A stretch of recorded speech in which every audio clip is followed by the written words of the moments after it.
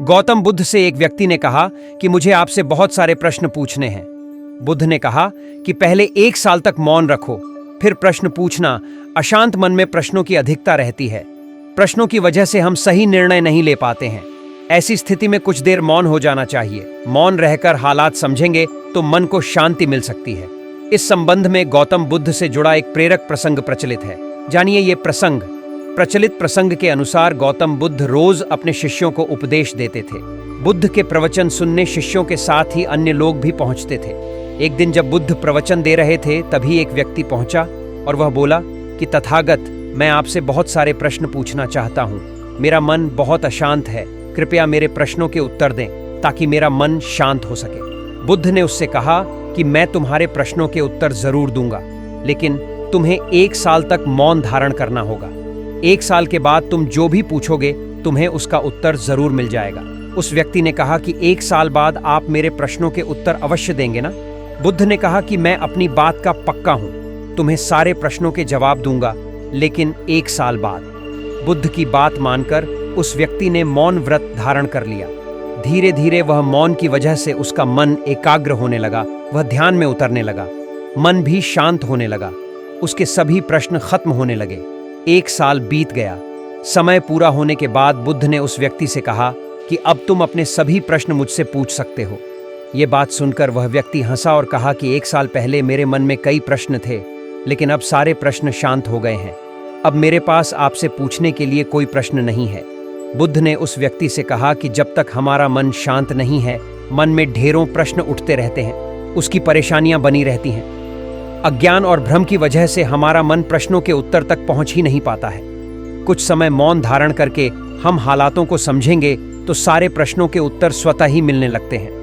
मन शांत हो जाता है तो सभी प्रश्न भी खत्म हो जाते हैं। सारी चीजें हम आसानी से समझने लगते हैं और जीवन में सुख शांति मिल जाती है। कहते हैं बुद्ध को जब ज्ञान हुआ तो वह 7 दिन चुप रह गए। चुप्पी इतनी मधुर थी, ऐसी रसपूर्ण थी, ऐसी रोआं रोआं उसमें नहाया। सराबोर था, बोलने की इच्छा ही न जागी, बोलने का भाव ही पैदा न हुआ। कहते हैं देवलोक थरथराने लगा। कहानी बड़ी मधुर है। अगर कहीं देवलोक होगा तो जरूर थरथराया होगा। कहते हैं ब्रह्मा स्वयं घबरा गए, क्योंकि कल्प बीत जाते हैं, हजारों हजारों वर्ष बीतते हैं, तब कोई व्यक्ति बुद्धत्व को उपलब्ध होता है। ऐसे शिखर से अगर बुलावा न दे तो जो नीचे अंधेरी घाटियों में भटकते लोग हैं, उन्हें तो शिखर की खबर भी न मिलेगी। वे तो आंख उठाकर देख भी न सकेंगे। उनकी गर्दनें तो बड़ी बोझिल हैं। वस्तुतः वे चलते नहीं, सरकते हैं, रेंगते हैं। आवाज बुद्ध को देनी ही पड़ेगी, बुद्ध को राजी करना ही पड़ेगा। जो भी मौन का मालिक हो गया उसे बोलने के लिए मजबूर करना ही पड़ेगा। कहते हैं ब्रह्मा सभी देवताओं के साथ बुद्ध के सामने मौजूद हुए। वे उसके चरणों में झुके। हमने देवत्व से भी ऊपर रखा है बुद्धत्व को। सारे संसार में ऐसा नहीं हुआ। हमने बुद्धत्व को देवत्व के ऊपर रखा है। कारण है देवता भी तरसते हैं बुद्ध होने को। देवता सुखी होंगे, स्वर्ग में होंगे। अभी मुक्त नहीं हैं, अभी मोक्ष से बड़े दूर हैं। अभी उनकी लालसा समाप्त नहीं हुई है। अभी तृष्णा नहीं मिटी है, अभी प्यास नहीं बुझी है। उन्होंने और अच्छा संसार पा लिया है और सुंदर स्त्रियां पाली हैं। कहते हैं स्वर्ग में कंकड़ पत्थर नहीं है, हीरे जवाहरात हैं। कहते हैं स्वर्ग में जो पहाड़ हैं वे शुद्ध स्फटिक माणिक के हैं। कहते हैं स्वर्ग में जो फूल लगते हैं वे मुरझाते नहीं। परम सुख है, लेकिन स्वर्ग से भी गहरा होता है, क्योंकि सुख से भी दुख में लौटना होता है। सुख और दुख एक ही सिक्के के 2 पहलू हैं। कोई नरक में पड़ा है, कोई स्वर्ग में पड़ा है। जो नरक में पड़ा है वह नरक से बचना चाहता है, जो स्वर्ग में पड़ा है वह स्वर्ग से बचना चाहता है। दोनों चिंतातुर हैं, दोनों पीड़ित और परेशान हैं। जो स्वर्ग में पड़ा है वह भी किसी लाभ के कारण वहां पहुंचा है। एक ने अपने लोभ के कारण पाप किया होगा, एक ने लोभ के कारण पुण्य किए हैं। लोभ में फर्क नहीं है। बुद्धत्व के चरणों में ब्रह्मा झुके और कहा, आप बोलें। आप न बोलेंगे तो महादुर्घटना हो जाएगी, और एक बार यह सिलसिला हो गया तो आप परंपरा बिगाड़ देंगे।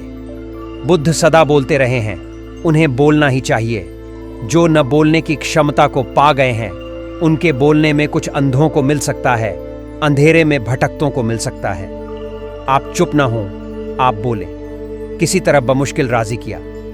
कहानी का अर्थ इतना ही है कि जब तुम मौन हो जाते हो तो अस्तित्व भी प्रार्थना करते हैं कि बोलो, करुणा को जगाते हैं। उन्हें रास्ते का कोई भी पता नहीं, उन्हें मार्ग का कोई भी पता नहीं है, अंधेरे में टटोलते हैं। उन पर करुणा करो, पीछे लौटकर देखो। साधारण आदमी वासना से बोलता है, बुद्ध पुरुष करुणा से बोलते हैं। साधारण आदमी इसलिए बोलता है कि बोलने से शायद कुछ मिल जाए, बुद्ध पुरुष इसलिए बोलते हैं कि शायद बोलने से कुछ बंट जाए। बुद्ध इसलिए बोलते हैं कि तुम भी साझीदार हो जाओ उनके परम अनुभव में। पर पहले शर्त पूरी करनी पड़ती है, मौन हो जाने की, शून्य हो जाने की। जब ध्यान खिलता है, जब ध्यान की वीणा पर संगीत उठता है, जब मौन मुखर होता है, तब शास्त्र निर्मित होते हैं। जिनको हमने शास्त्र कहा है वह ऐसे लोगों की वाणी है जो वाणी के पार चले गए थे। और जब भी कभी कोई वाणी के पार चला गया, उसकी वाणी शस्त्र हो जाती है, आप्त हो जाती है। उससे वेदों का पुनः जन्म होने लगता है। पहले तो मौन को साधो, मौन में उतरो, फिर जल्दी ही वह घड़ी भी आएगी, वह मुकाम भी आएगा जहां तुम्हारे शून्य से वाणी उठेगी। तब उसमें प्रामाणिकता होगी, सत्य होगा, क्योंकि तब तुम दूसरे के भय के कारण न बोलोगे, तुम दूसरों से कुछ मांगने के लिए न बोलोगे, तब तुम देने के लिए बोलते हो। भय कैसा? कोई ले तो ठीक, कोई न ले तो ठीक, ले ले तो उसका सौभाग्य, न ले तो उसका दुर्भाग्य। तुम्हारा क्या है? तुमने बांट दिया, जो तुमने पाया तुम बांटते गए। तुम पर यह लांछन न रहेगा कि तुम कृपण थे, जब पाया तो छिपाकर बैठ गए।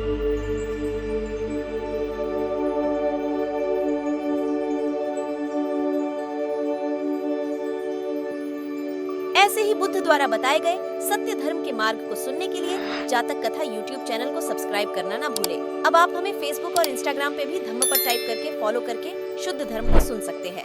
मिलते किसी नई कथा में। नमो बुद्धाय। बुद्ध पूर्व कथा।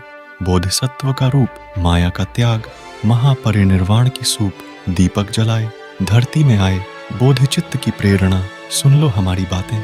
भगवान बुद्ध की जातक कथाएं